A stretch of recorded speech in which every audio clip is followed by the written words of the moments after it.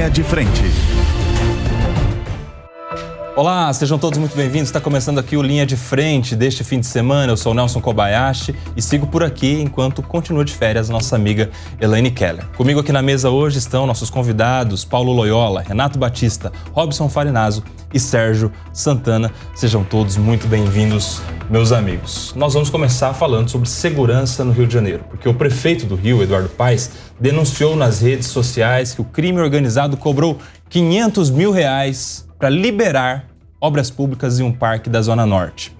No antigo Twitter, no X, o prefeito alertou o secretário executivo do Ministério da Justiça e Segurança Pública, Ricardo Capelli, de que o crime organizado estaria pedindo dinheiro para a empreiteira responsável pelas obras do Parque Piedade, antiga Faculdade Gama Filho. Segundo Paes, eles ainda ameaçam paralisar as obras caso o pagamento não aconteça. O prefeito ainda reforça que o valor da obra é de 65 milhões de reais.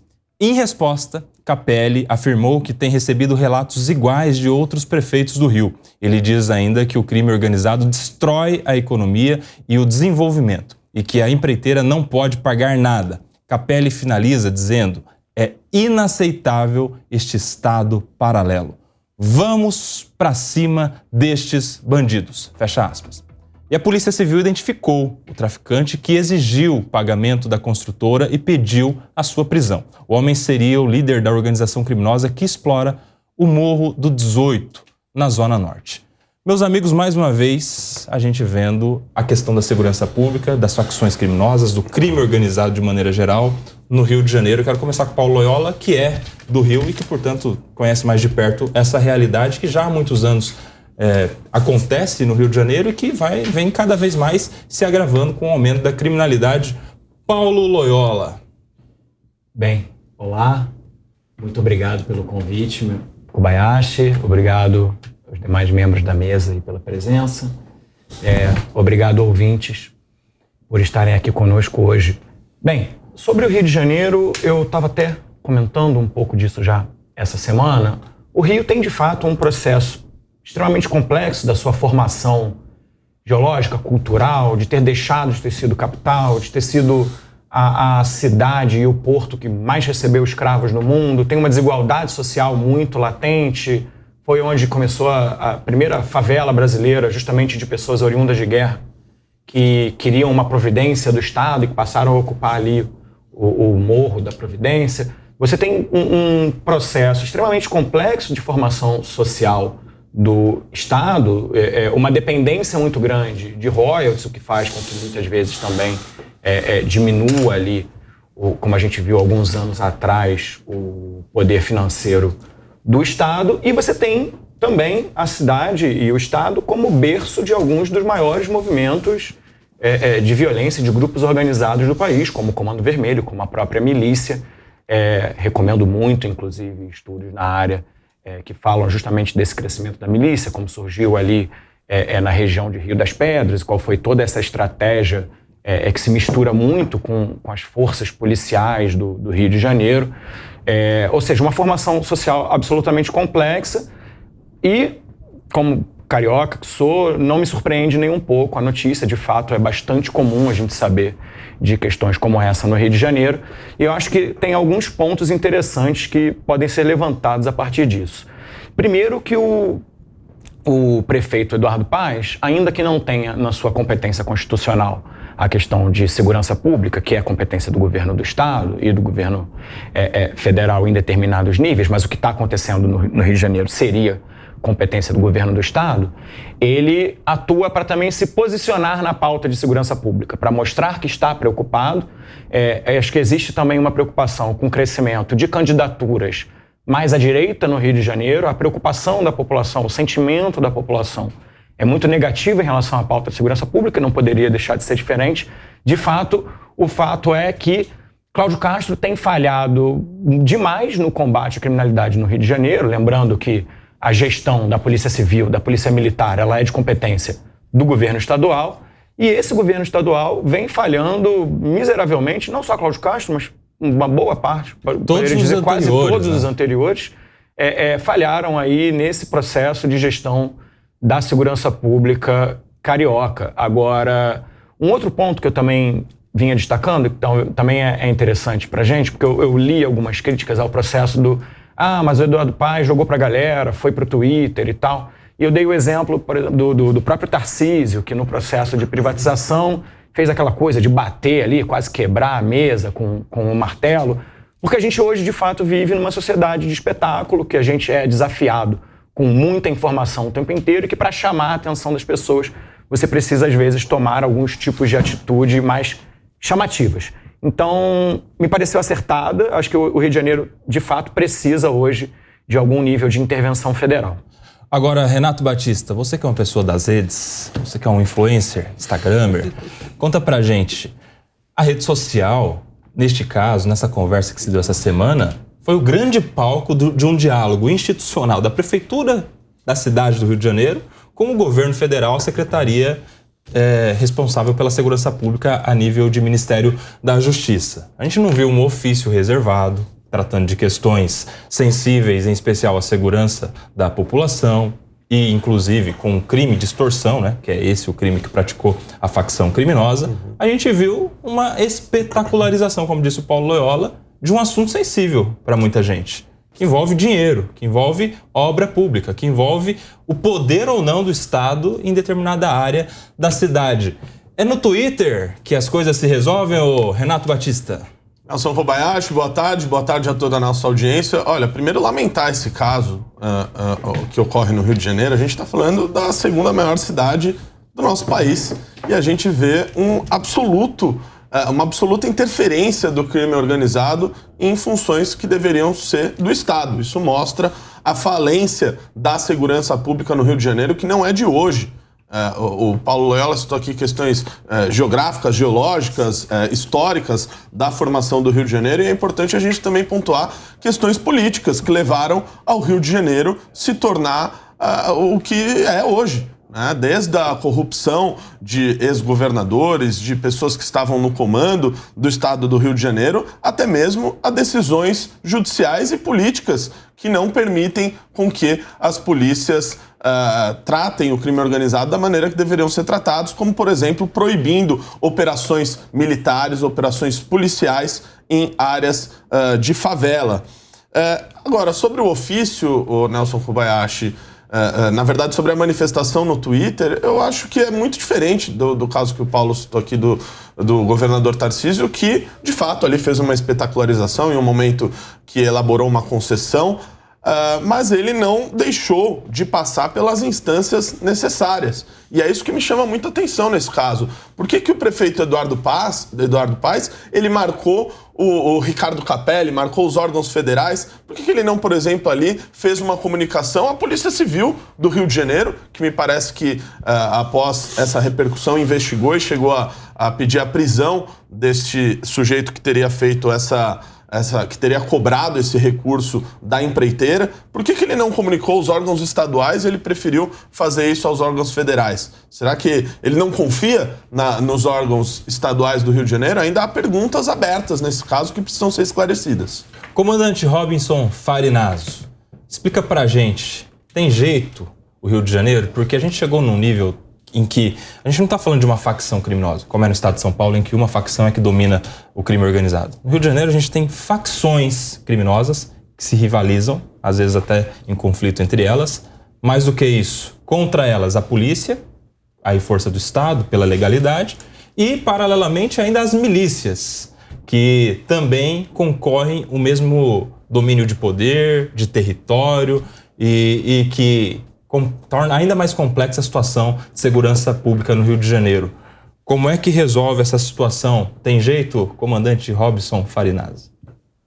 Olá, Kobayashi, olá, companheiros de bancada, olá, ouvintes da PAN. Olha, eu acho que uma palavra que você falou aí na sua indagação, ela resume tudo, é complexo. Eu penso da seguinte forma: o problema de segurança pública do Rio de Janeiro e de outras grandes cidades do Brasil não é uma coisa que dá para ser resolvida pela prefeitura e hoje em dia sequer pelas polícias estaduais. Já é um problema transnacional, ou seja, a gente vai precisar de muita força do governo federal. Eu vou dar um exemplo que aconteceu há alguns anos em Nova York. Decidiu-se combater a máfia italiana.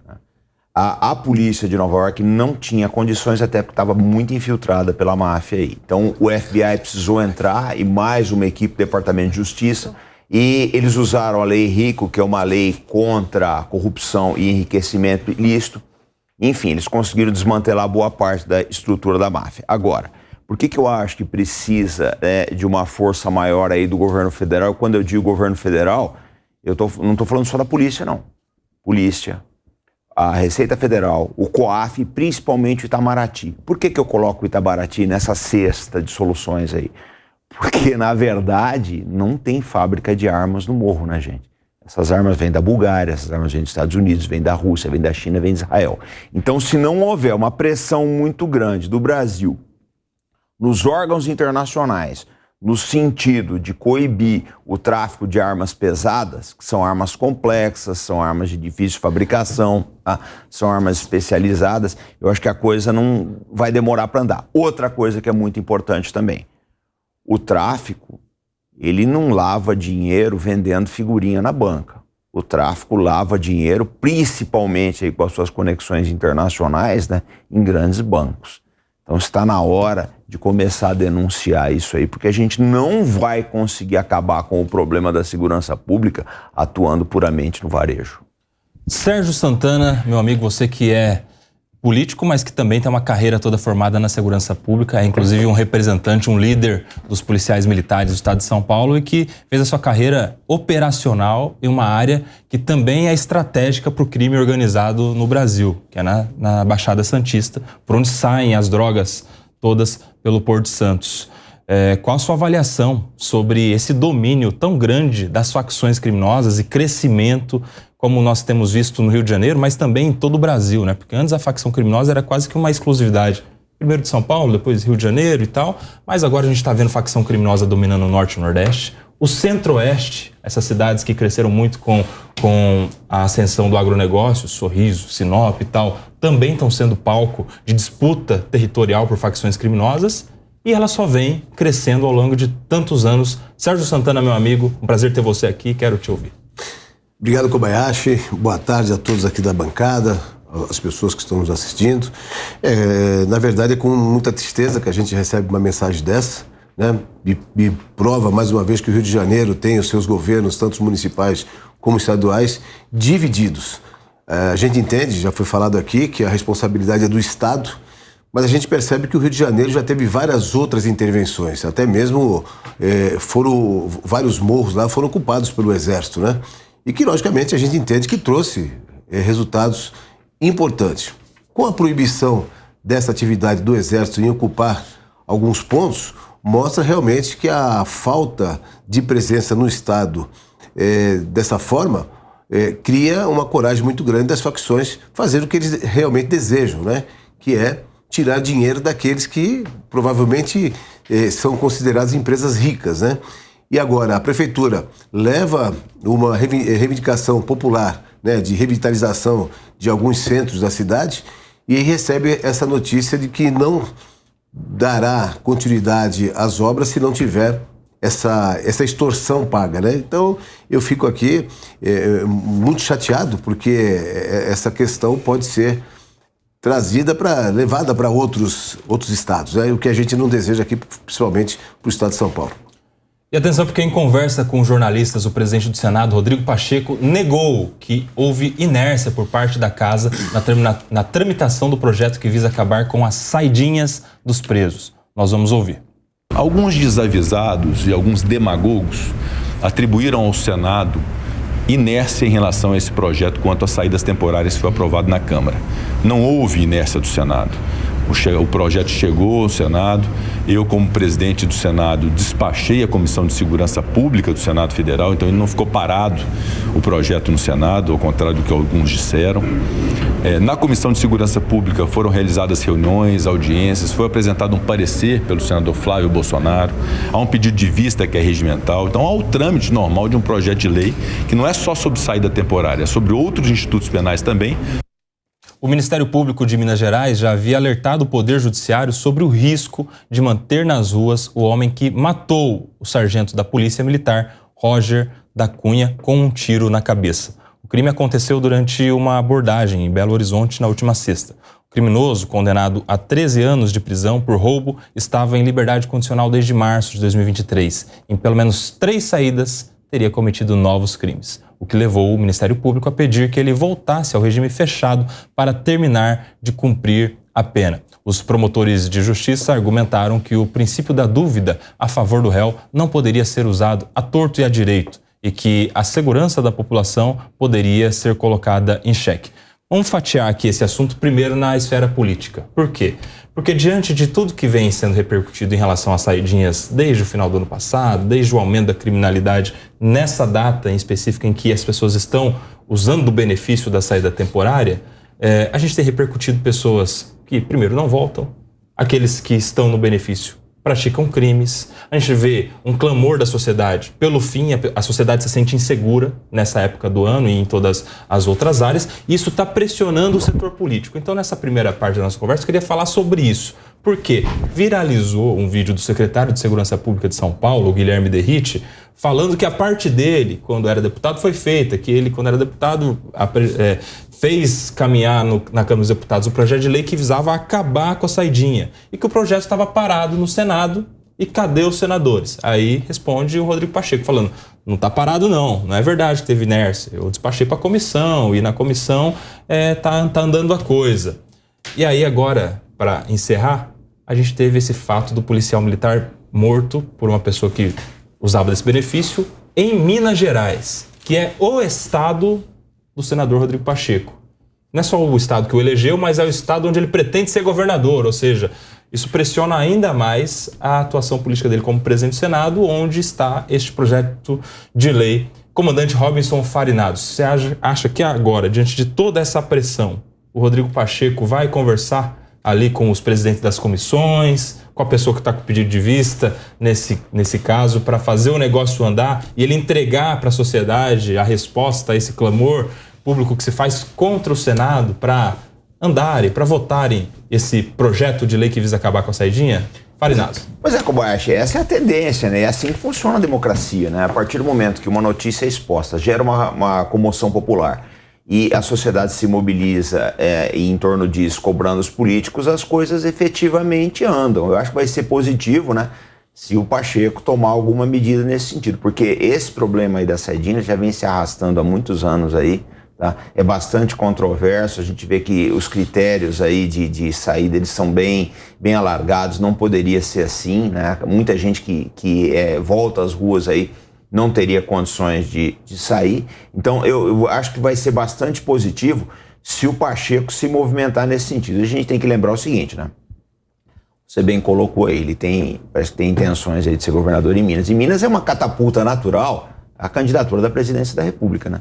Então, eu acho que se o Pacheco quiser, se ele tiver a intenção desses sonhos mais altos, aí ele vai ter que olhar bastante para a questão da segurança pública. Por quê? A questão da segurança pública, ela vai se tornar crucial nos países da América Latina, haja visto o que aconteceu no Equador essa semana. Ô Renato Batista, a gente tem visto um Congresso Nacional muito fisiológico, em especial diante das emendas parlamentares e tudo que a gente vê de negociação de ministérios e cargos em estatais e tal, mas ainda uma parcela das decisões do Congresso Nacional que são reservadas para o clamor público. Alguma coisa ainda, alguma fatiazinha das decisões ainda é impactada ou influenciada de alguma maneira pelo clamor público. E nesse caso, especialmente, aparentemente, a maior parte da sociedade quer o fim da saidinha. Você acha que isso ultrapassa a barreira de todos os acordos do fisiologismo do nosso Congresso, Renato Batista? Olha, sem dúvida a pressão política fará com que o Senado, no mínimo, vote essa questão. Espero que aprovem o fim das saidinhas, que é um verdadeiro absurdo. A gente noticiou recentemente de que 30% dos presos que saíram nessa saidinha temporária no final do ano não voltaram. E mais de 20% deles voltam a cometer crimes logo que estão nas ruas.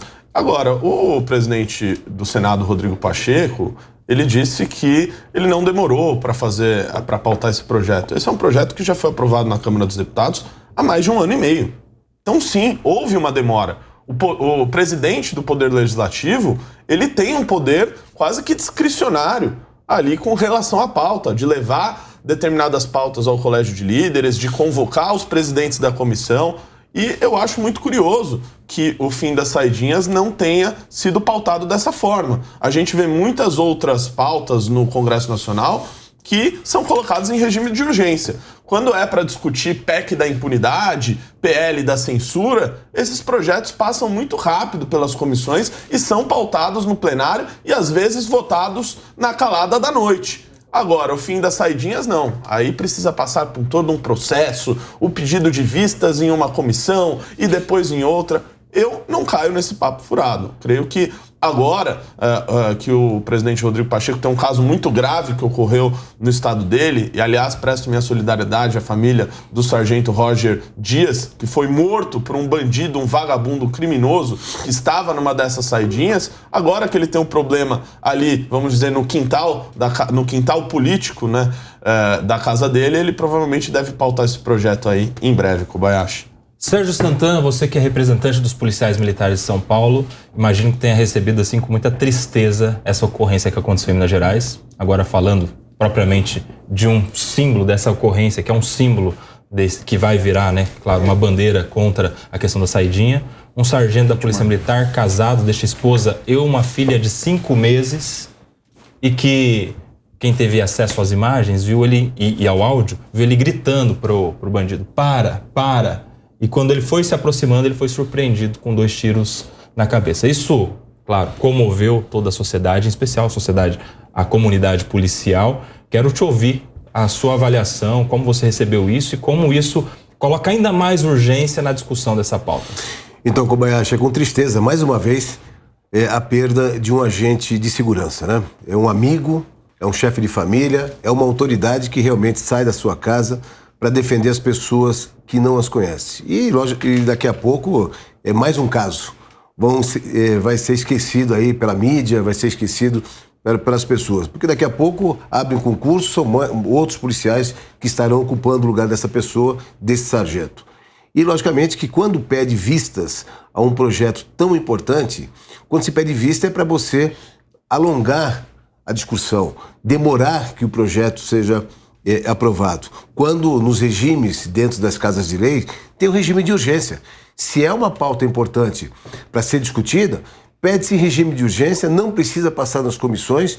Eu vi uma fala do senador Flávio Bolsonaro, que é o presidente da Comissão de Segurança, que já estava tudo certo, que essa pauta já deveria ser discutido.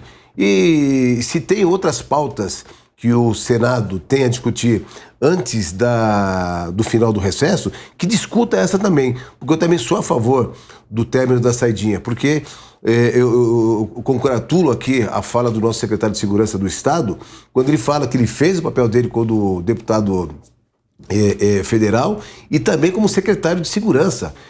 Deu prioridade às abordagens na rua feita pela Polícia Militar e Polícia Civil, que 24 horas depois, já tinham 700 detentos que estavam na saidinha já voltando aos presídios. Por quê? Porque não cumpriram aquilo que é determinação. Não podem passar das 22 horas, não podem estar em bares tomando bebida alcoólica, e todos eles cometeram esse crime. Então, só imagina que 700 desses, de 33 mil, né, que me parece que é o número que foi autorizado, 700, menos de 24 horas já voltavam. No Rio de Janeiro, parece que 250 não retornaram. Enfim, então aqui é uma bagunça total, um benefício que para nós não vale nada. E aí, Paulo Loyola, a gente, quando vê alguém defendendo a manutenção da política penitenciária que dá o benefício da saída temporária, a gente vê a pessoa se ancorando na finalidade da pena, que é de ressocializar, que é uma das finalidades, né? Porque a pena, a sanção, ela tem algumas finalidades. Claro, a de ressocializar, recuperar aquela pessoa, mas tem também a função de punir, função punitivista, tem a função pedagógica, para servir de exemplo para outras pessoas. E aí, quando alguém defende a saída temporária, é para falar o seguinte: a gente não pode instituir aqui o que acontece em ditaduras, que é acabar com a possibilidade de alguém se desenvolver a ponto de melhorar, de voltar ao convívio social.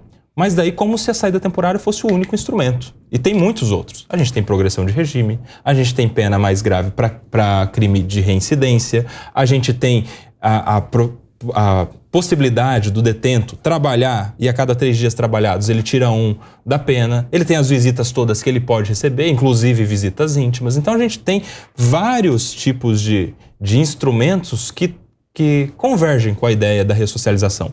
Mas esse instrumento em específico, diante dos números, dos dados que se dão de pessoas que não voltam, pessoas que praticam crimes, e diante do estado que a gente tem de domínio das facções criminosas que a gente falava, que em grande parte desses que saem com missões das facções criminosas, a gente não está alcançando nem um resultado nem outro. Nem a ressocialização e nem a função principal da pena, que é de punir aquele bandido. Na verdade, dando a ele condições de praticar novamente outros crimes. Qual a sua avaliação, Paulo Loyola? Kobayashi, eu acho muito boa a tua fala, porque ela leva a gente para outros lugares que não só essa discussão hiperemocional, e aqui eu quero trazer algumas informações em relação a isso. Primeiro que, de fato, o que eu vou concordar muito contigo, é que a gente, do meu ponto de vista, investe pouco neste processo de ressocialização, neste cuidado. Tá? Tenho para mim que sim, a saída temporária tem problemas ali, principalmente, por exemplo, esse bandido que foi solto, já havia recomendação do Ministério Público que não foi acatada, mostrando a periculosidade dele. Então, acho que esse é um ponto efetivo de melhoria possível na lei. Bandidos de alta periculosidade, líderes de quadrilha, talvez não devessem aí receber esse tipo de benefício. Quero deixar aqui também todos os meus sentimentos e minhas lamentações para a família do policial Roger Dias. O Brasil mata policial demais, mata gente demais. Esse método de gestão de segurança pública, do meu ponto de vista, está falido. Eu acho que a gente precisa também lembrar que na saidinha tem direito a ter a saída temporária quem já está em regime semiaberto. Ou seja, de alguma forma essas pessoas elas já saem desse lugar. Então não é somente ali no Natal, no indulto, nesse momento que eles saem. Muitos deles passam o dia fora trabalhando e voltam para dormir na prisão, ou caso contrário não haveria o direito à saída temporária. Então acho que isso também é importante colocar em discussão, porque são pessoas que já estão num regime de semi-aberto, né? Agora, em relação à fala do Pacheco, eu havia até comentado isso aqui anteriormente, me parece que ele de fato sente aí a pressão da direita sobre esse processo. Minas Gerais é um governo ali gerenciado pelo Romeu Zema, um governador mais vinculado à direita, que apoia essa medida, e nesse lugar Pacheco de fato se sentiu pressionado e por isso precisou colocar ali. Agora, uma questão é que eu acho que a gente de fato precisa respeitar o devido processo legal no que se refere a essa discussão, porque também acabar com ela, nós temos dados hoje comprovados de que funciona ou não funciona. A gente está trazendo elementos de qualidade. Será que a gente não poderia, por exemplo, trazer elementos mais de tecnologia, uma tornozeleira eletrônica temporária, um acompanhamento de algum profissional de segurança pública, outros elementos que pudessem garantir que essas pessoas... Mas, Paulo, me parece, no caso, por exemplo, do sargento que foi morto, ele mataria, o bandido mataria o sargento com tornozeleiro ou sem tornozeleiro? Não, sem nenhuma dúvida, Kobayashi, mas eu não tô... É que quando eu quero comentar com vocês aqui sobre segurança pública, dificilmente eu vou partir de um caso único, porque eu de fato não acredito nisso. Então, de casos gerais, vamos colocar de casos gerais.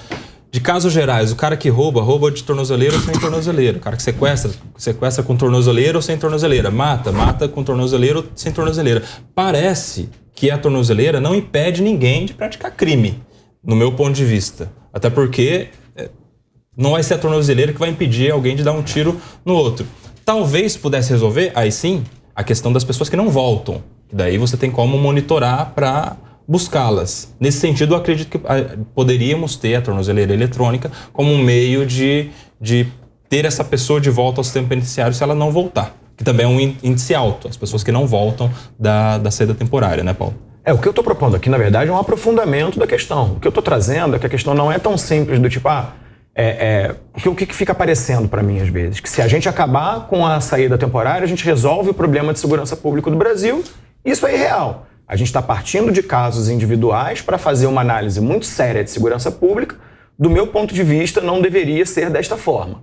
Quando eu falo, por exemplo, a questão da tornozeleira, a tornozeleira, ela vai impedir de cometer um crime? Não. Mas se a tornozeleira mostra que o cara estava ali naquele exato momento, quando o crime foi cometido, a formação de provas contra ele fica muito mais facilitada. E eu dei o exemplo da tornozeleira como um dos elementos tecnológicos ou sociais e técnicos que poderiam ser utilizados dentro deste processo de melhoria do monitoramento de pessoas que estão saindo que já estão em regime semiaberto. Então, eu venho falando isso sistematicamente aqui, do meu ponto de vista, um grande problema da segurança pública brasileira é o baixíssimo investimento em inteligência, em tecnologia, que de fato melhora o resultado da segurança pública. Se você entra numa delegacia de polícia civil e você vê o corpo técnico da polícia civil, generalizando aqui no caso brasileiro, falta estrutura de investigação.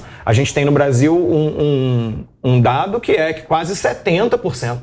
Então, assim, 2 em cada 3 casos não são solucionados pela polícia brasileira, não conseguem ser investigados e solucionados. Aí a gente tem um problema de déficit também na Polícia Civil, né? No estado de São Paulo a gente tem um déficit de 30%. Ou seja, a cada 10 policiais civis, 3 não tem.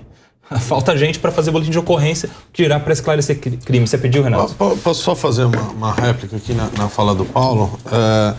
Que ele falou sobre a gente investir pouco na questão da ressocialização. A gente tem um problema primordial aí, que é o sistema carcerário brasileiro, que ele basicamente não é gerido pelo Estado brasileiro. Quem gere as prisões, o sistema carcerário, é o crime organizado. E só há uma maneira do Estado retomar o controle do sistema penitenciário, como de várias outras áreas do território brasileiro, que é enfrentando o crime. Não há diálogo com o crime organizado. A gente não deveria estar dialogando com aqueles que a gente deveria estar enfrentando. E sobre a falta de dados na questão das saidinhas, tem um dado que ele é real, que ele é objetivo. Se o fim das saidinhas tivesse sido aprovado, o sargento Roger Dias não teria sido morto. Se a gente salvasse apenas uma vida que seja, já teria valido a pena a gente tratar do fim das saidinhas. E sobre a questão da reincidência, a gente vê que no primeiro ano em que os bandidos são soltos, eles têm um nível de reincidência de 21%, chegando até quase na casa dos 40% após 5 anos em que eles são soltos. Então, esse tipo de política não está dando certo. Eu defendo exatamente o oposto, que a punição seja dura, seja rígida, para que sirva de lição para o resto da população de que cometer crime no Brasil não pode ser um prêmio. Porque as pessoas, os criminosos, quando saem das suas casas para cometer crime, avaliam de que viver uma vida honesta no Brasil é muito mais difícil do que a vida do crime. Porque a vida do crime você tem diversos benefícios. Vai desde saidinha, tem bandido até que vê a hora em que deve se entregar à polícia, que deve se entregar ao sistema carcerário, gente que manda dentro da cadeia. Isso é um absurdo. Só isso já valeria o suficiente para a gente já ter acabado com as saidinhas. Ô Sérgio, você acha que a nossa política penitenciária atual incentiva a pessoa a praticar crimes? Que daí ele vê, praticou crime, mas não vai ser preso. Se for preso, sai logo. Se for preso, vai ter a oportunidade de ficar saindo periodicamente quando for para o regime semiaberto. Passa para a população um sentimento de impunidade e de que às vezes o crime pode compensar? Você acredita nisso? A gente tem ouvido falar muito disso, né? Que o crime compensa, né? Eu, ontem mesmo, e está nas redes sociais, eu não sei se a bancada aqui teve a oportunidade de assistir, uma audiência de custódia onde a juíza pergunta para o preso ali se o ar-condicionado está muito gelado, se ele está com frio, fazendo até um assessor dela tirar o seu blazer e colocar... E trazer um cafezinho. E trazer um cafezinho para ajudar naquele aquecimento e no nervosismo daquela pessoa que ali será... irá responder às perguntas da juíza. Então isso para nós já mostra que realmente o Brasil é um Brasil de impunidade, né? Tem muita impunidade nisso aí. Então a gente nos preocupa muito com isso. O nosso sistema carcerário ainda tem grandes dificuldades, a gente percebe isso. Pessoas que trabalham nesse setor são ameaçadas todos os dias e, logicamente, pensando nos seus familiares, muitas vezes deixam de cumprir aquilo que é determinação do próprio Estado, né? Mas a gente entende que hoje, principalmente no estado de São Paulo, nós temos um governador diferente, temos um secretário que realmente entende da pasta e com certeza aqui em São Paulo temos aí questões de melhoria, né? Então eu gostaria que tudo isso acontecesse para o nosso Brasil. E aí sobre o mérito, comandante Farinazzo, você falou sobre a questão política, quero te ouvir também com a sua avaliação sobre essa pauta que certamente vai entrar no debate em 2024, que é a saidinha temporária. Se permanece ou não no nosso ordenamento. Robson Farinazzo. Olha, eu acho que dada a comoção pública, né, e o fato desse debate ter chegado na grande imprensa aí, acredito que alguma modificação vai haver na mesma. Mas eu torno a dizer aquilo que eu já falei aqui, West. Se a gente não fizer um ataque às raízes do crime organizado, nós não vamos chegar em lugar nenhum. Porque é muito dinheiro sendo movimentado. A gente só vê a ponta aí do iceberg, que é o cara sendo assaltado no ponto de ônibus, ou esse caso muito triste aí da morte do policial. Mas é uma indústria, o crime transnacional é uma indústria bilionária, que deve rivalizar aí com grandes multinacionais. Então, se o Brasil não fizer uma gestão muito grande junto a órgãos internacionais no sentido de apreender ativos financeiros, de coibir o tráfico de armas, a gente não chega em lugar nenhum, não. Mas é positivo que esse debate tenha vindo à baila com essa intensidade. E já que a gente está falando sobre segurança, a gente vai falar também sobre uma novidade importante dessa semana, que nós tivemos o anúncio de Ricardo Lewandowski como novo ministro da Justiça e Segurança Pública. Ele que chega para substituir Flávio Dino, que em fevereiro vai tomar posse no Supremo Tribunal Federal. O ministro Ricardo Lewandowski é ex-presidente do STF e vai ter como grande desafio justamente a questão da segurança pública, vez que o presidente Lula optou por não dividir a pasta em Justiça e Segurança Pública, como era uma possibilidade. Vai continuar como um único ministério e agora sob a batuta do ex-ministro do STF, Ricardo Lewandowski. Comandante Robson, fala pra gente qual a sua avaliação sobre essa escolha feita do ex-ministro da Suprema Corte. Olha, Kobayashi, eu penso da seguinte forma, todas as vezes, né? As diversas vezes que nós tivemos a transição de um ministro da Suprema Corte para um cargo no Executivo, ele saiu bem. Eu vou citar como exemplo o ministro Nelson Jobim. Ele teve uma carreira assim, extremamente interessante. O Nelson foi constituinte em 88, depois ele foi ministro do Supremo e foi ministro da Defesa no Brasil. Então, o que acontece? É uma pessoa com muita experiência, né, no trato da coisa pública, e isso se traduz em decisões assim bastante produtivas. Então, o que a gente pode notar disso tudo? O ministro Lewandowski, a gente tem que olhar uma coisa, né, gente? Não existe, ninguém é guindado ao Supremo Tribunal Federal sem ter um background político. Isso sempre existe. É uma realidade. A gente não pode dissociar isso daí da realidade de como as coisas efetivamente acontecem. Isso não é só no Brasil. Isso é em qualquer lugar do mundo, tá? O cargo de ministro da Suprema Corte aí, ele vem acompanhado aí, tá? de uma certa trajetória, de um certo amparo político. Eu acho que o que é interessante nesse caso do ministro Lewandowski, né? Ele tem trânsito, ele tem experiência, ele conhece efetivamente os assuntos da justiça, então ele tem condições aí de fazer um bom trabalho. Agora, a gente tem que desejar boa sorte para ele, porque nós estamos vivendo uma era de bastante tensão aí e o Ministério da Justiça está no centro desses acontecimentos. O ministro Lewandowski, que vai tomar posse como ministro da Justiça só em fevereiro. Tem aí alguns dias de transição que vai acontecer no Ministério da Justiça e Segurança Pública. Agora, Renato Batista, a gente vê uma escolha sendo feita pelo presidente Lula de um nome que vem da área da justiça.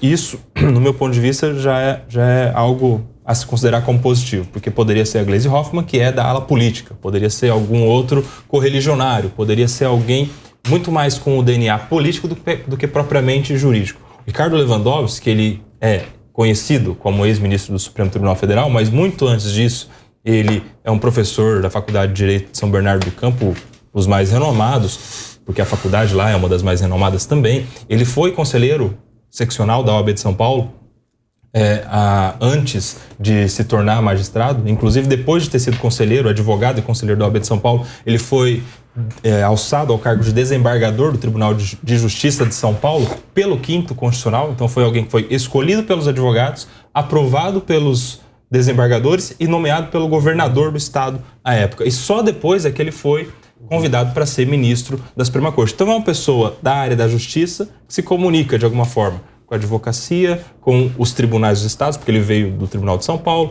com o Supremo Tribunal Federal, onde ele foi inclusive presidente, e isso revela, na verdade, uma insistência do presidente Lula em um perfil que ele escolhe para o cargo de ministro da Justiça, que é alguém com bom trânsito na justiça, como foi lá atrás, por exemplo, com Márcio Tomás Bastos.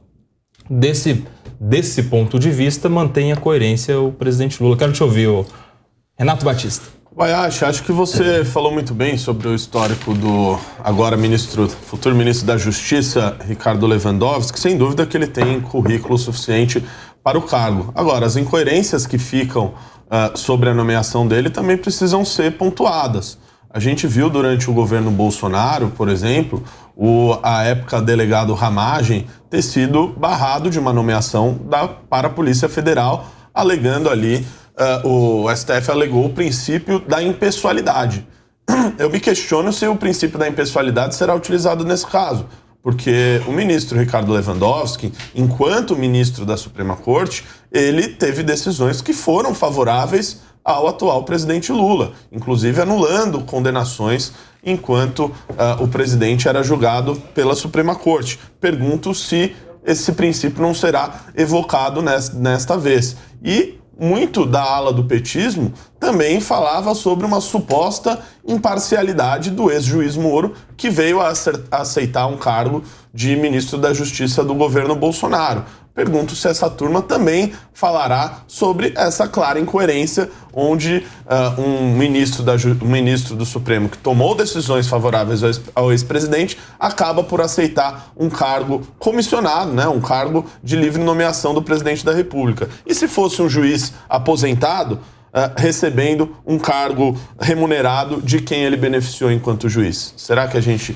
estaria tratando da mesma forma? Agora, Sérgio Santana, tem um detalhe aí. Um dos grandes desafios do Ricardo Lewandowski vai ser lidar com a questão da segurança pública. A gente está debatendo aqui todo dia essa temática que tem envolvido a mídia nacional e o clamor público. Inclusive, algumas pesquisas mostram que a população em geral tem duas grandes queixas: saúde e segurança pública ultimamente. Então, é uma coisa que está aí na reclamação popular. E esse vai ser um desafio do Ricardo Lewandowski. E aí entra um ponto que eu quero falar com você.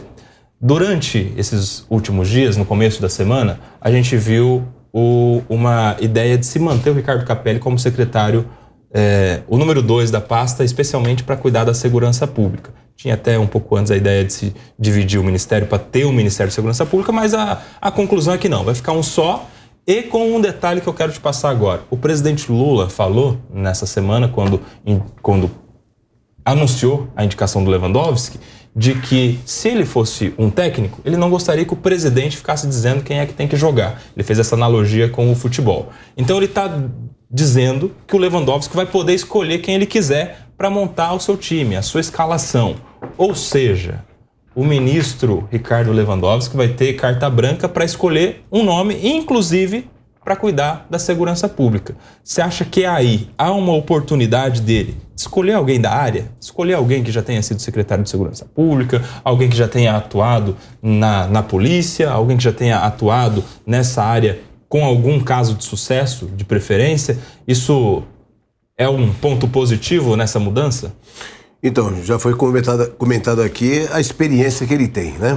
Ele sai hoje de uma pasta onde ele tinha toda a sua autoridade e hoje ele vai para uma pasta que ele é nada mais que um empregado do próprio Lula, né? Vai ter que responder, dar satisfação ao presidente da República.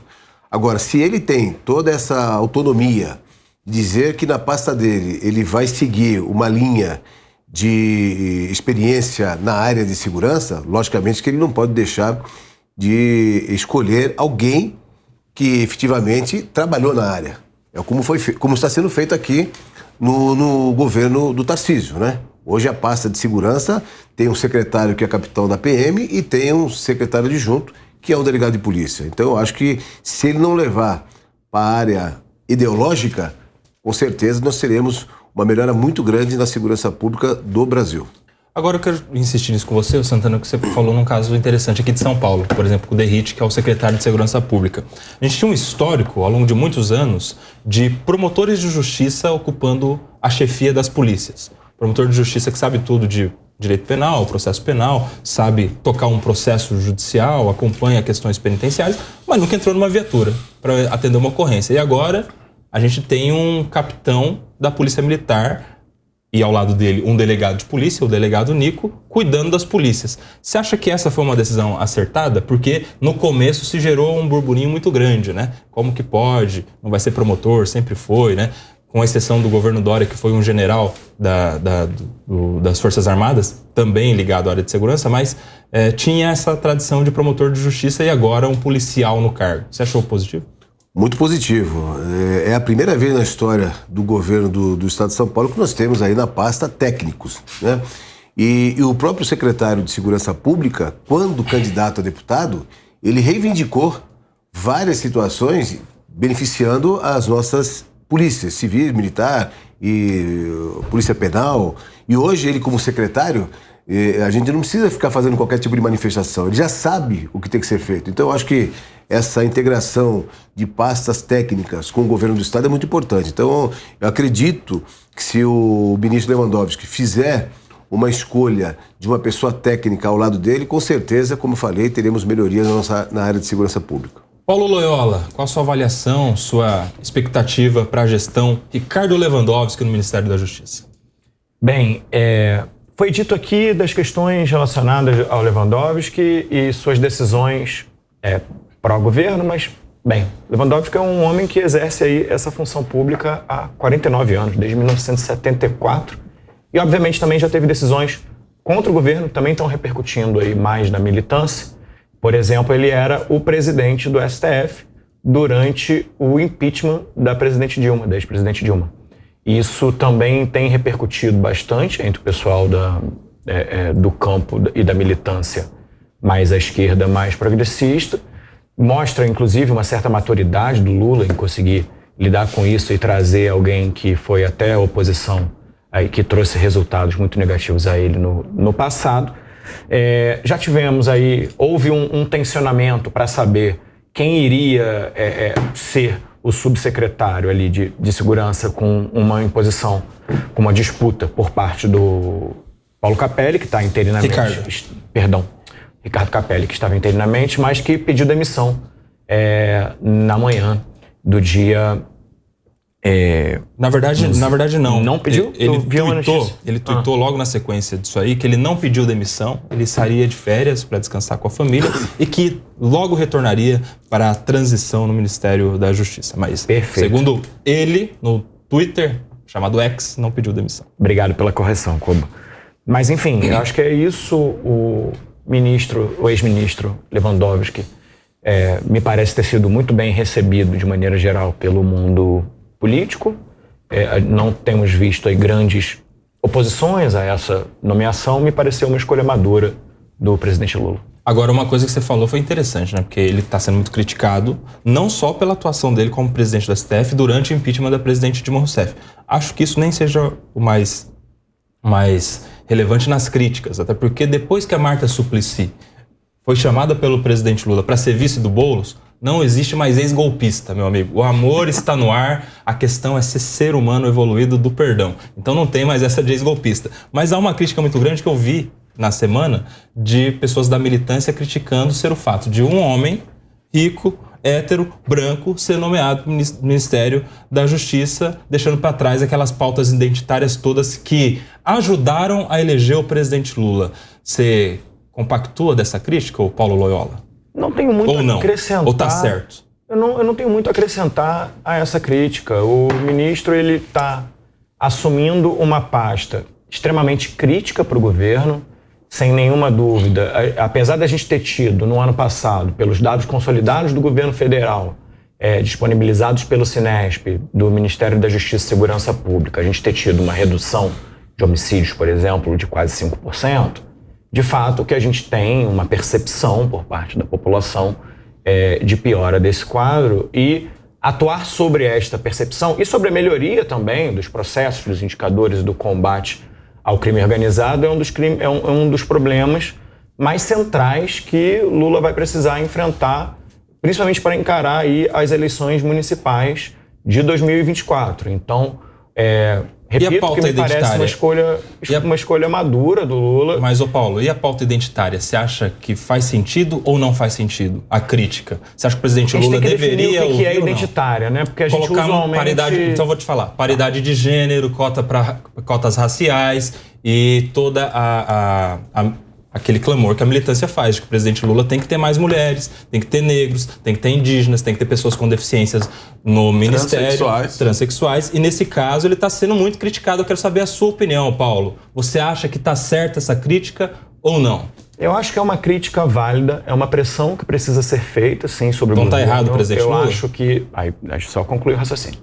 Eu acho que a gente tem uma subrepresentação, sim, de mulheres, de negros, de população LGBT em cargos de poder, e eu acho muito válida essa pressão que é feita sobre o presidente, que sim, se elegeu com essa pauta e aprovou, inclusive, coisas importantes, como, por exemplo, a paridade salarial entre homens e mulheres. A gente precisa entender que a representação das pautas não passa somente pelas nomeações, e sim também por pontos que são feitos enquanto executivo e por projetos que você manda ao legislativo. Então, por exemplo,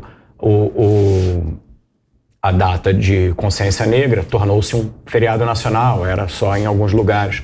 Houve avanços importantes no termo de reconhecimento da pauta. E eu acho que faz muito sentido essa pressão sobre o presidente Lula. Agora, em relação a essa questão do que é identidade ou identitário, eu queria só acrescentar uma coisa, que isso normalmente é relacionado a mulheres, mas ser homem também é identidade, ser empresário é identidade, ser policial é identidade. Me incomoda um pouco só esse processo que a gente só fala de identidade como se identidade fosse só a pauta da esquerda. E, na verdade, quando alguém está representando pautas da direita, está representando pautas da identidade dele também. Está representando classe, está representando ideias, está representando valores, está representando um conjunto de pessoas que comungam de uma mesma identidade. Então, só essa... Quase saiu um racismo reverso aí, Paulo. Mas vamos lá. Alguma, até porque isso não existe. O Tribunal Superior Eleitoral pretende realizar uma série de consultas públicas para estipular as mudanças e estabelecer diretrizes gerais para a gestão e distribuição dos recursos do fundo eleitoral, o chamado Fundão. Entre as principais mudanças sugeridas pela relatora, a ministra Carmen Lúcia, está a inclusão de informações sobre critérios fixados para a distribuição do dinheiro pelos dirigentes partidários. A expectativa é que o fundão eleitoral no pleito de 2024 chegue a quase 5 bilhões de reais. De acordo com a lei orçamentária, 4,9 bi é muito dinheiro. Pra vocês terem uma ideia, o dinheiro destinado para um Fundo Nacional de Segurança é de 2,7 bi, mas para fundo eleitoral é quase 5. É o mesmo valor que foi utilizado na última campanha eleitoral a nível federal. Mas, em relação à última campanha eleitoral municipal, o valor quase que dobra. Ou seja, prioridades. A gente está vendo o fundo eleitoral crescendo no orçamento se comparado às últimas eleições municipais. Como é que você vê essa notícia, Robinson Farinazzo? Pois é, Kobayashi, eu acho que essa é uma das questões mais polêmicas do nosso tempo. Por quê?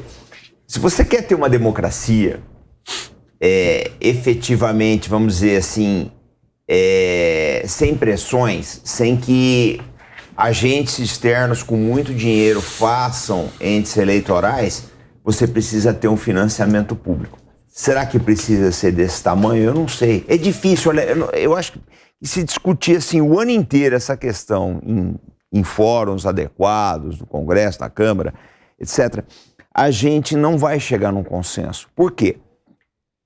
Eu não tenho dúvidas que você não pode deixar, né, que o poder econômico ele faça entes políticos. Eu não tenho dúvidas a respeito disso. Tá? Não tem condições, porque aí você acaba distorcendo o nosso poder, aí, tanto o poder executivo quanto o legislativo, em função desses interesses, né, e se descaracteriza completamente a representatividade. Então não dá para deixar correr solto. Não dá para deixar correr solto o financiamento privado. Agora, o problema é o seguinte, até quanto a gente pode investir em financiamento público de campanha? Porque, basicamente, tem uma coisa que nós não podemos esquecer. O Brasil é um país muito grande. Muito grande. Então, qualquer campanha eleitoral, né, ela vai acabar se tornando uma coisa cara em virtude da própria distribuição geográfica do eleitorado. Então, talvez seria o momento de começar a se discutir, até para baratear esses custos, se começar a discutir com um pouco mais de carinho a questão do voto distrital, né? Eu sou a favor do financiamento público de campanha, acho que não tem outra saída, porque se você não fizer esse financiamento, o que acontece? Você pega, por exemplo, um candidato que ele tem, assim, ele atende interesse de uma grande corporação, de uma multinacional, de um banco, o que quer que seja. Esse cara vai ser eleito, não tenho dúvida disso. E aí, Renato Batista, a gente está vendo que o TSE vai fazer uma consulta pública para estimular as mudanças e diretrizes. O que pode sair dessa consulta?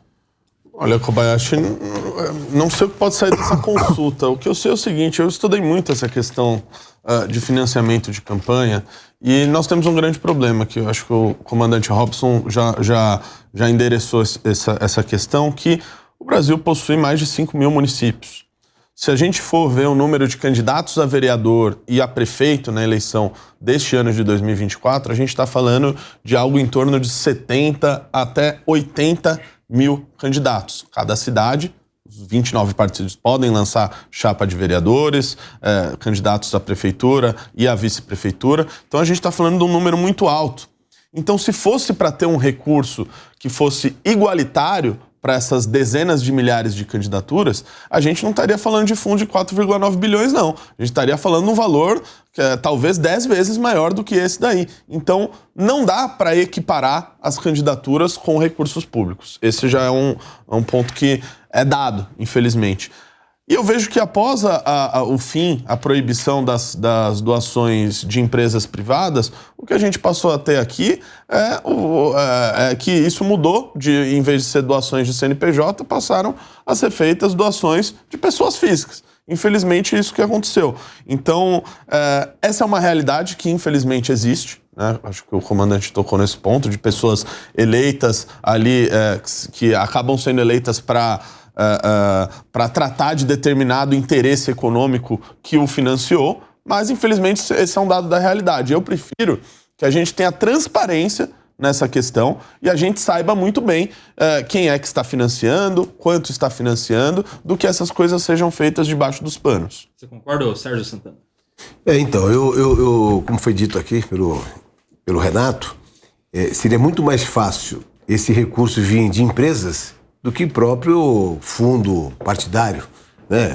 É muito dinheiro, realmente, que é colocado na mão dos políticos e muitas vezes não são distribuídos iguais para os candidatos, né? Eu mesmo, várias vezes, eu já fui dentro do que foi colocado à minha disposição, era muito pouco diante daquele companheiro do mesmo partido que estava disputando o voto a voto comigo. Então, eu percebo que essa questão de doações seria muito mais importante. Interesse das empresas, interesse da população, mas da forma que está sendo feito, eu acho que é muito dinheiro, sim. Falo eu mesmo como vereador na cidade de Santos, mas, enfim, eu gostaria mais que a transparência, como foi dito aqui, fosse um assunto mais sério para ser discutido. A gente teria, então, entrar num meio termo aí, né? Porque do jeito que tá também, uma total liberdade do cacique partidário escolher, não, tem 4 candidatos aqui, mas para você vai todo fundo, para você vai uma merrequinha. Não é muito democrático. E você que tem uma merrequinha, você não pode pedir para os apoiadores se eu te dar dinheiro, porque tem uma limitação da campanha privada. E, de alguma maneira, você começa a limitar o poder de incentivo para a participação político-partidária a uma eleição aos poderes dos caciques. E aí a gente tem os partidos e os líderes partidários do jeito que está hoje com muito poder. Você acha que a gente tem alguma esperança, ô Paulo, da gente ter alguma mudança importante, relevante, para dar maior chance a pessoas que nem sempre têm esse bom acesso, essa primeira confiança do líder partidário, dela participar do pleito eleitoral em nível de igualdade com os demais? Eu torço muito por essas mudanças, acho que essas mudanças precisam acontecer. Esse poder, de fato, fica extremamente concentrado Agora, a gente tem que entender também um pouco do tamanho do valor que a gente está falando comparado com a quantidade de candidaturas, só para trazer mais alguns dados e corroborando aqui o que os colegas já trouxeram. A gente teve em 2020 533 mil candidatos. Tá? Se a gente dividisse esses 5 bilhões por cada um desses candidatos, então vamos fazer uma distribuição correta, daria R$ 9.380 para cada candidato. Isso não resolve o problema também. Vamos lá. Quanto custa, em média, uma campanha de um deputado federal eleito no Brasil hoje? 1,3 milhões. Quanto custa a campanha, em média, de um senador eleito no Brasil hoje? 2,1 milhões. Então, a gente tem um ponto aqui que tem um problema, sim. Agora, temos que entender que esse fundo serve a um país de dimensões continentais, com quase 6 mil municípios, e para o qual, se a gente distribuir esse dinheiro para todo mundo, dá R$10 mil para cada um pouquinho de menos de R$10 mil para cada um, num sentido que também não resolve o problema. Agora, eu acho que sim, de fato, deveríamos priorizar um processo mais correto de distribuição disso. Sou a favor desta discussão, de se colocar isso em pauta, para que a gente possa ter uma determinada oxigenação do sistema político, que me parece também importante. Ô Renato Batista, em 1 minuto aí, você é a favor da volta, portanto, do financiamento privado de campanha? É porque o financiamento privado ele nunca acabou, né, Kobayashi? A gente criou uma regra que, na verdade, fez com que as empresas financiassem de outra forma, que é por pessoa física. Burlando o sistema. A gente sabe regra que impede. Exatamente, a gente sabe que isso ocorre. Então, sabendo que esse é um dado da realidade, que é impossível você acabar com isso, eu prefiro que a gente tenha transparência e as pessoas saibam quem está lá defendendo o interesse de uma corporação e quem está lá defendendo o interesse popular. 30 segundos, Robson Farinazzo. Eu só penso da seguinte forma: não existe almoço grátis. Quando alguém está te dando dinheiro, né, para você ser eleito, ela quer que você defenda alguma coisa. E quem efetivamente, né, o andar de baixo, que precisa ter interesse, defende isso, esse não tem dinheiro para financiar uma campanha, só isso. A gente vai falar agora sobre um assunto importante que mexe com a vida do trabalhador brasileiro, porque o presidente do Senado, Rodrigo Pacheco, vai propor ao ministro da Fazenda, Fernando Haddad, que o governo federal troque a medida provisória da reoneração da folha por um pacote de corte de gastos, seja em parte ou na íntegra. O encontro entre ambos deve acontecer na segunda-feira. Segundo informações da revista Veja, essa foi uma das ideias discutidas com os líderes das bancadas no Senado. Caso a sugestão de Pacheco seja atendida, a medida provisória seria parcial ou integralmente devolvida. Com isso, a desoneração da folha poderia ser preservada e o seu efeito sobre a arrecadação seria compensado pelo enxugamento da máquina pública. Só para a gente entender, o Congresso Nacional decidiu. Eles querem a prorrogação da desoneração da folha. Eles querem que continue sem cobrar imposto da folha de pagamento para alguns setores da economia. Decidiu, foi para o presidente Lula, ele vetou. Voltou para o Congresso. O que o Congresso fez? Derrubou o veto, ou seja, decidiu 2 vezes por isso. Decisão feita, quando derruba o veto já sanciona a lei ali, promulga no caso, né, que é por um colegiado, vira lei e está valendo a lei que prorroga a desoneração. O que fez o governo federal nos 45 do segundo tempo de 2023, por medida provisória, que é um documento unilateral, que é um documento assinado pelo presidente da República, foi lá e volta a onerar a folha de pagamento gradualmente, desafiando, de certa maneira, a decisão que havia acabado de ser decidida insistentemente pelo Congresso Nacional. E o argumento do ministro da Fazenda foi o seguinte: não tem como a gente alcançar o déficit zero se a gente não arrecadar esse valor que a gente conta, que a gente tem na nossa expectativa da oneração da folha de pagamento.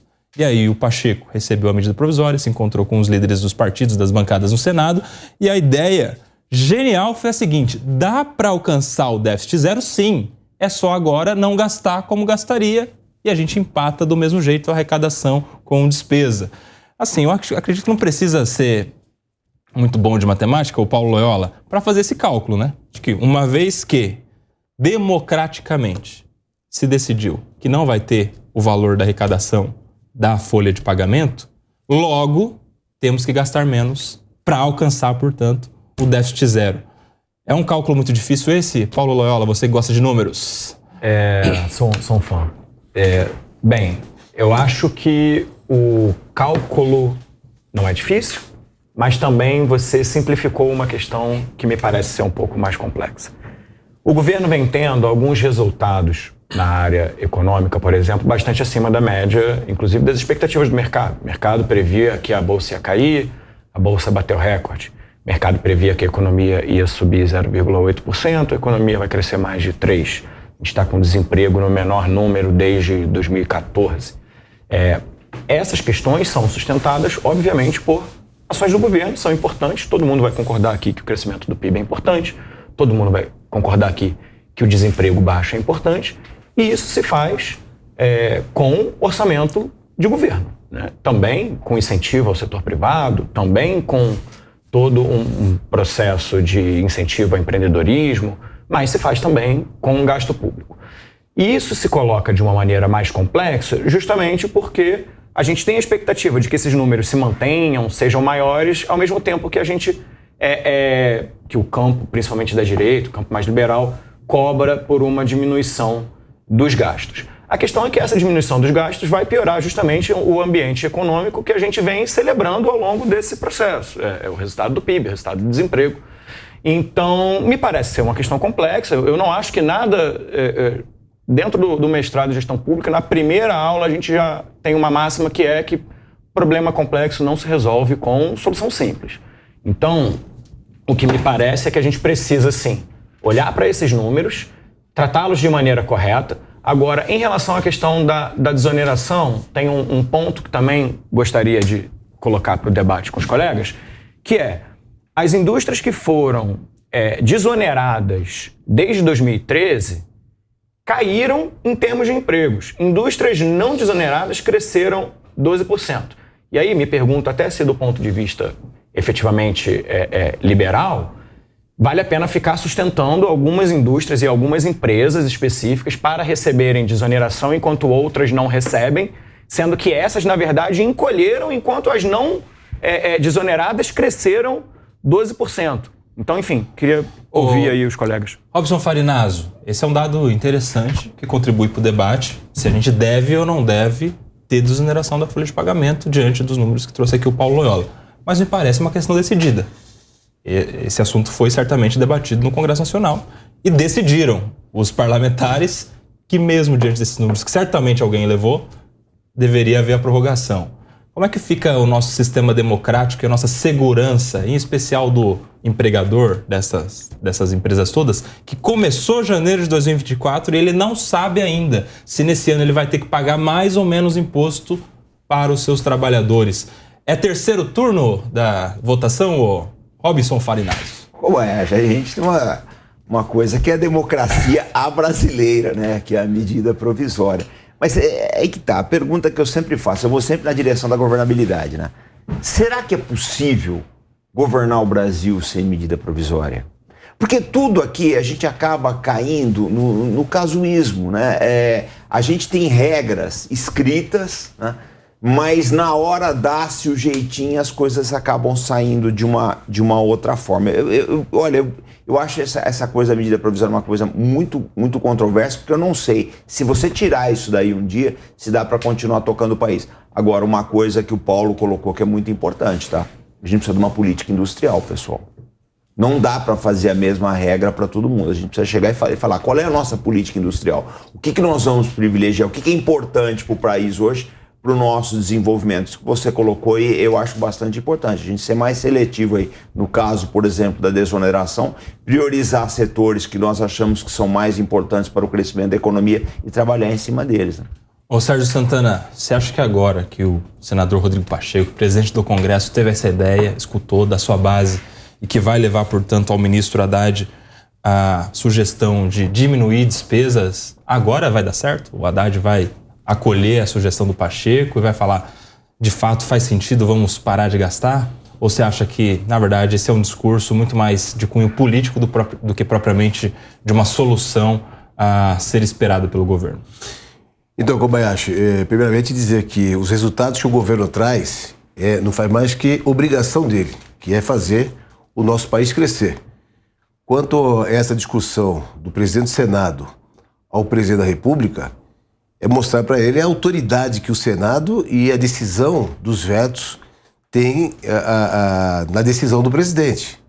Como foi dito aqui, o Brasil ela não consegue, muitas vezes, caminhar sem medida provisória. Isso é real.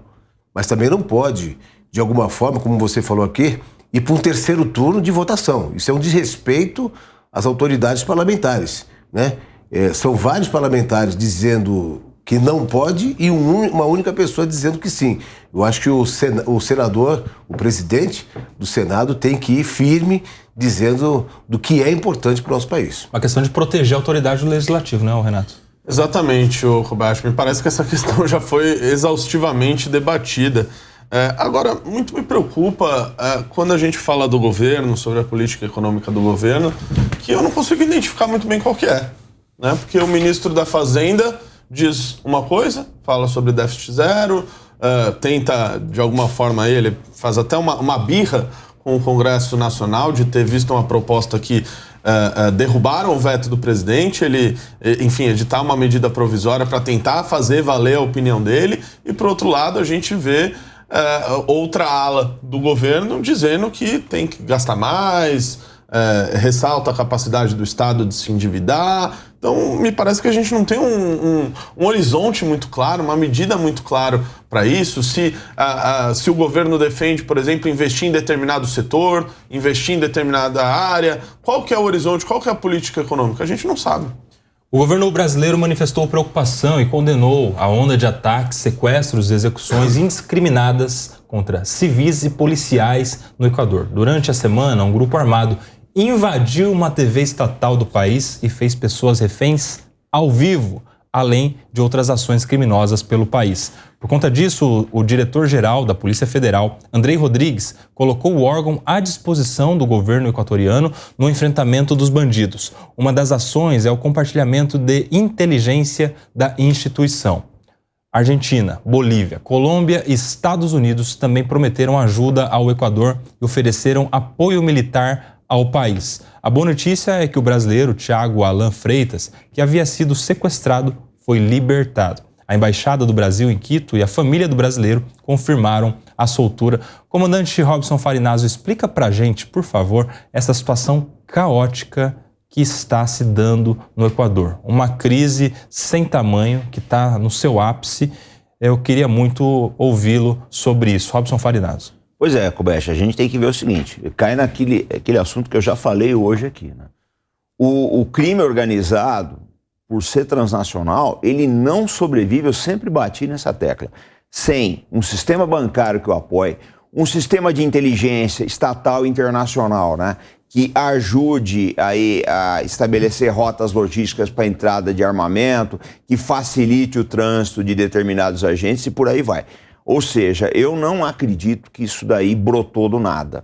Eu não acredito nessa história. Eu não acredito que eles começam a ter métodos aí parecidos com o Estado Islâmico, né? Em termos de violência. Eu não acredito que essa coisa exista sem ramificações internacionais que precisam ser melhor investigadas. Outra coisa também, eu não acho produtivo esses convênios com o DEA americano, tá? Com o Drugs Enforcement Agency. Parece que todas as vezes que o DEA... Explica esse convênio e o que é esse... Não, o que acontece? Alguns países têm convênios com a Agência Antidrogas dos Estados Unidos e a gente parece que essa coisa fica se retroalimentando. Porque o que acontece? Esses mercados essa produção toda de drogas, ela sustenta quem? Qual é o principal mercado? É os Estados Unidos. Se eles não conseguem resolver o problema lá, por que a gente vai aumentar a violência aqui? Isso é que eu me pergunto. Porque o problema todo é lá, gente. O grande mercado consumidor é os Estados Unidos. E outra, há um choque muito grande entre essas agências americanas. Eu conto sempre o caso do Kiki Camarena, que aconteceu no México em 85 aí. Depois acabou gerando o El Chapo. O Camarena estava investigando o cartel de drogas, né, no México, e ele chegou numa plantação de maconha enorme. Bom, resultado, o cartel mandou matar o Camarena, foi uma morte horrorosa, comoveu até o presidente Reagan, etc. Só que depois se apurou que esses cartéis tinham ligação com o escândalo Irã-Contras. O Demetrios está me soprando aqui que isso foi retratado na série Narcos, inclusive. Sim, foi. Não, é fartamente documentado, virou capa da Time, etc. Só que a gente notava o seguinte, um agente da agência antidrogas estava lutando contra coisas que, no fundo, eram sustentadas por outros departamentos do governo americano. A coisa não é simples como parece, não, tá, gente? Renato Batista. Olha, Kobayashi, eu queria comentar sobre um aspecto do combate ao crime organizado, que me parece que o presidente do Equador, o Daniel Noboa, ele está, de alguma maneira, emulando o que ocorreu e ocorre em El Salvador, que é um duro enfrentamento ao crime organizado, uma declaração de guerra ao crime organizado. Ele, inclusive, editou uma medida lá chamada conflito interno armado. Ele praticamente colocou as forças armadas, as forças do exército, para combaterem o crime organizado, nesse caso suspendendo até alguns direitos dos presos, por exemplo, direito deles se reunirem, direito de correspondência, para poder fazer um enfrentamento duro ao crime organizado. Então, eu vejo também que a popularidade do presidente de El Salvador, que é um dos líderes mais populares do mundo hoje, está, de alguma maneira, se espalhando aqui pela América do Sul e já começa a falar em medidas parecidas com a que ele fez por lá. Agora, só para entender, a gente viu o Equador chegar nessa situação, não foi do dia para a noite. Tem muitas coisas que aconteceram antes. Agora, no período mais recente, a gente teve, no ano passado, uma eleição que foi adiantada, que aconteceria só em 2025, depois de ter sido destituída a Assembleia Nacional. Teríamos lá uma eleição em 2023, em que nas vésperas, um candidato, Fernando Villavicencio, é isso, né? Foi morto porque ele prometia combater duramente o crime organizado. Então a gente tem lá uma revolta, uma espécie de rebeldia do crime organizado contra a sociedade de maneira geral. E a gente... Pois não, qual minuto?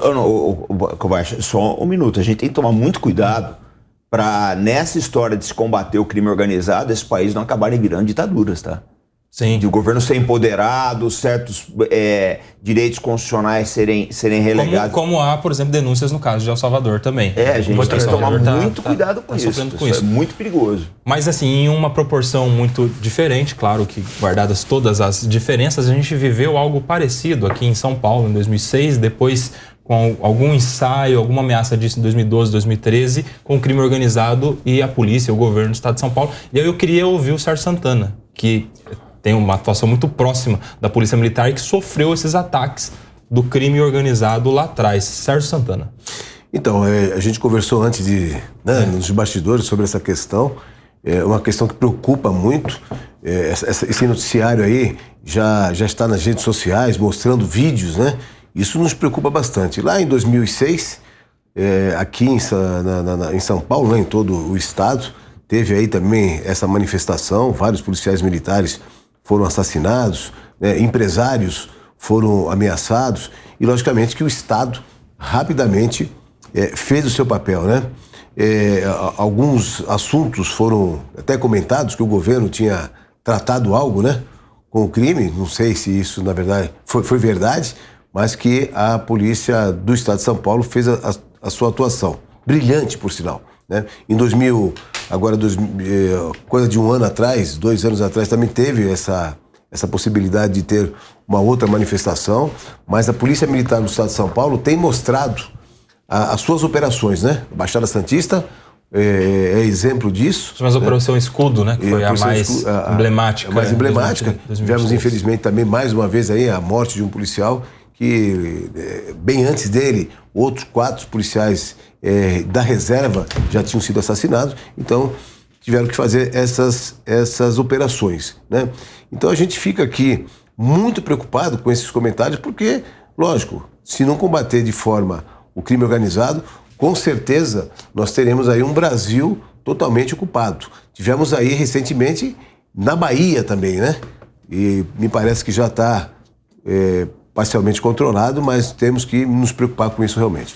Essa questão do crime organizado, nessas proporções, o Paulo Loyola, quando toma um tamanho tão gigantesco, como é o caso do Equador, isso vira um problema de difícil resolução. A gente comentou no começo do programa a situação do crime no Rio de Janeiro, né? Que já vira assunto de tweet. É assim que resolve a questão. Por quê? Porque não tem uma condição de enfrentamento claro. Se a gente tivesse um crime organizado muito mais enfraquecido, um cara pediu propina pra gente fazer uma obra pública numa praça, primeiro, quem pediu eu já sei quem é, porque a mensagem não chega via fumaça. Alguém mandou essa mensagem, então é fácil de se identificar. E o cara tem que ser preso de imediato. Mas ele está blindado por um sistema todo que envolve essa proteção. Paulo Loyola, na sequência, a gente já vai ouvir o Farinazzo. O que alguns estudiosos estão levantando sobre esse caso do Equador, que me chama muita atenção e me preocupa razoavelmente, é a privatização do sistema de segurança pública do Equador. O Equador, ele tem, hoje, 2 vezes mais forças de segurança privadas do que públicas. Isso me parece um problema muito grande, símbolo desse enfraquecimento do Estado, símbolo dessa ausência do Estado, que de fato não me pareceu ter forças para fazer o combate necessário ao crime organizado nesse caso. Mas como surgiu aqui o assunto de El Salvador, e eu tenho realmente essa mesma preocupação, que a gente vá nessa mesma linha de El Salvador, eu queria trazer também aqui alguns dados sobre El Salvador, que são, por exemplo, a gente teve lá mais de 320 desaparecimentos de pessoas, mais de 100 pessoas mortas sob a custódia do Estado, ou seja, dentro, sob ali a guarda do Estado. Algumas organizações internacionais consideram que pelo menos 1/6, ou seja, algo entre 15%, 16%, 17%, 1 em cada 6 pessoas ali presas hoje são, segundo essas organizações, inocentes. E aí eu fico imaginando como seria ter um filho, ter um pai, ter uma esposa, um marido preso de maneira injusta pelo Estado. Hoje o El Salvador tem quase 100 mil pessoas presas. Entre elas, eu tenho 60 mil que não foram sequer julgadas, pelos últimos dados que eu consegui consultar. Então, e o mais preocupante aqui nesse caso é que muito se fala sobre a redução dos homicídios de El Salvador, que de fato diminuíram muito, mas teve uma ação do Estado que atuou muito diretamente para causar essa mudança. Eles simplesmente tiraram as mortes feitas por policiais do indicador de homicídios. E isso passou a também impactar aí diretamente esse processo. Não estou dizendo aqui que necessariamente o Equador vai virar El Salvador, estou dizendo que tem um conjunto de preocupações que a gente, enquanto regime democrático, deveria estar atento e preocupado com isso. Robson Farinazzo, você tinha pedido? Só para complementar um dado aqui de uma coisa que eu falei sobre o financiamento a lavagem de dinheiro desses grandes grupos. A coisa de alguns anos atrás, apurou-se que um grande banco americano, não vou citar o nome aqui porque não vem ao caso, mas um grande banco internacional nos Estados Unidos lavava dinheiro para o cartel de Sinaloa. Bom, muito bem. Esse assunto foi levado às autoridades americanas, a coisa subiu, etc. A SEC, né, que é o equivalente à CVM americana, passou a mão na cabeça, deu uma multa lá para o banco e seguiu o jogo. O banco continua fazendo negócio hoje em dia. Então, gente, a verdade é uma só, né? O tráfico, o grande crime, isso que o Loyola coloca aí, eu acho muito importante. A gente tem que olhar essa história toda de El Salvador com uma lupa. Essas entidades, elas não atuam no vácuo, tá? Tem serviço de inteligência por trás de grandes bancos. Renato Batista. Bom, queria responder aqui alguns pontos que o Paulo colocou sobre El Salvador, que é um país que eu tenho estudado bastante. Primeiro, uma coisa precisa ficar muito clara aqui. El Salvador era um país em que 103 pessoas morriam a cada 100 mil habitantes. Isso foi zerado. O país se tornou, ele que era um dos mais violentos do mundo, se tornou o país mais seguro das Américas. E, obviamente, a gente não está falando ali de mortes causadas por policiais ou da letalidade, como alguns falam, porque isso, letalidade depende da letalidade que a gente está falando. Se um bandido levanta uma arma para um policial, ele tem que ir para a vala mesmo e ponto, acabou. Ele está resistindo a uma ordem de uma autoridade policial, de uma autoridade do Estado. Está confrontando o Estado. E a partir do momento que ele realiza isso, ele está colocando, sim, a sua vida em risco. Tanto que alguns estudiosos chamam isso de suicide cop, Ou seja, aquele sujeito que levanta a arma para um policial, ele está colocando a vida dele em risco. E sem dúvida, não tenho dúvida de que lá deve ter algum tipo de prisão injusta, como tem no mundo inteiro. O problema é que lá, antes, nós tínhamos mortes injustas, pessoas inocentes sendo mortas pelas gangues e pelo crime organizado que tomou conta daquele país. E isso deixou de ocorrer com uma política de segurança muito dura, de colocar bandido na cadeia e de fazer com que aquelas gangues, elas não mais aterrorizem o povo. Aliás, Kobayashi, nesses casos que a gente citou aqui de perseguição, do El Chapo, do Pablo Escobar, sempre que o Estado entra em confronto com o narcotráfico reage. O narcotráfico passa a aterrorizar a população, invade programas de televisão. Isso ocorreu na história em vários lugares e não foi diferente em El Salvador. Quando isso ocorreu, o presidente Bukele dobrou a aposta contra o crime organizado para manter a ordem pública, para manter a segurança. Tanto é que ele será reeleito no dia 4 de fevereiro, provavelmente com uma das maiores aprovações da história. Você quer complementar, Robson Farinazzo? Nós temos alguns segundos. Olha, eu acho que o caso de El Salvador tem que ser estudado, eu não tenho dúvida disso, mas é um país muito pequeno, né, gente? Sim. O Brasil é bem mais diverso, né? É bem mais diverso. Mas eu acho que esses dados do Paulo aí a gente precisa olhar também com uma lupa. É muito importante fazer um painel realmente de toda essa situação, né? Me preocupa demais mesmo que a gente... Vou voltar ao meu ponto, que não vai ter solução simples para problema complexo, principalmente... Nem imediata, né? Nem imediata para um problema que é extremamente difícil de ser combatido. Acho que isso é um consenso aqui na mesa. E também tentar fazer essas associações à realidade brasileira para um país que de fato é muito menor, tem instituições muito mais fracas, estava de fato muito mais atingido pelo problema da violência do que é o caso brasileiro, que, como eu já falei aqui hoje algumas vezes, vem reduzindo aí a violência. Meus amigos, quero agradecer demais a participação de todos vocês aqui na mesa. Sérgio Santana, meu amigo, é um prazer enorme ter você aqui, espero que por muitas mais vezes. Paulo Loyola, sempre contribuindo aqui conosco. Renato Batista, nosso Instagrammer, e o nosso especialista, o Arte da Guerra, Robson Farinazzo, que também sempre contribui demais com a gente. E a você que ficou conosco aqui no Linha de Frente deste fim de semana, volte na semana. Na semana nós temos de segunda a sexta, das 2 às 4 da tarde, o Linha de Frente ao vivo. E nós nos vemos lá ou aqui mesmo no próximo fim de semana. Esse foi o Linha de Frente deste fim de semana. Foi um prazer ter você conosco aqui na Jovem Pan, jornalismo independente. A opinião dos nossos comentaristas não reflete necessariamente a opinião do Grupo Jovem Pan de Comunicação. Realização Jovem Pan News.